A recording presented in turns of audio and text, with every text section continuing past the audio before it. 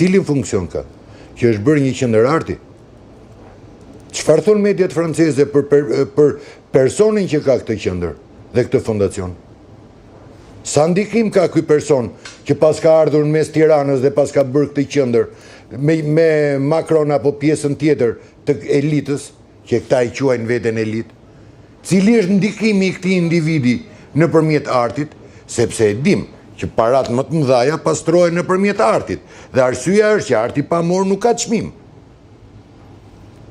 Atëre, a është e drejtë legjitime si në Francë të protestohet?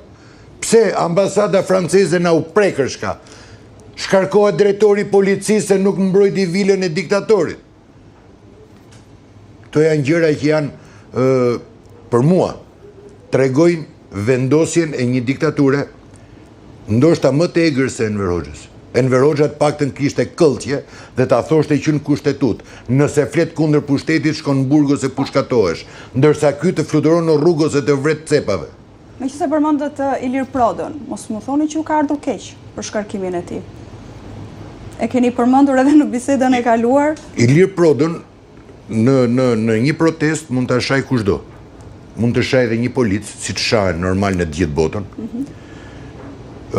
Ilir Proda nuk është shkarkuar pse u konfrontua me një gazetar apo me 5 apo me 10 gazetar. Pse u shkarkua sipas jush? Atë e di mbreti. Ju si e lexoni? Unë e lexoj sepse nuk arriti të mbroj vilën e Enver Hoxhës. Ky është leximi im. Sepse simbolet e diktaturës, ky sekt duhet i mbroj me çdo çmim. Ilir Proda ka akusure sa të duash, Ilir Proda mund të ketë çfarëdo lloj gjëje në kurrizin e tij, por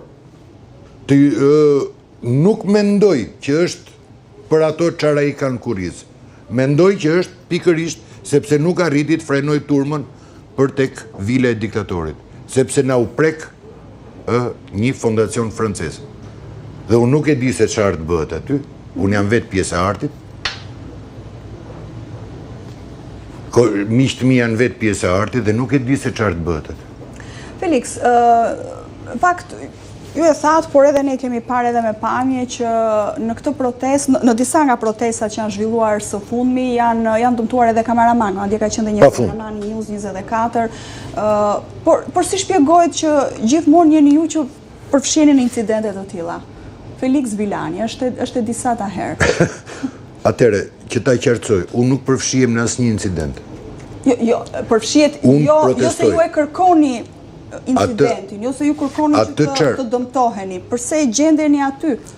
Si përse, unë gjendem aty për të fotografuar dhe për të xhiruar. Pra, nëse unë kam këllqje dhe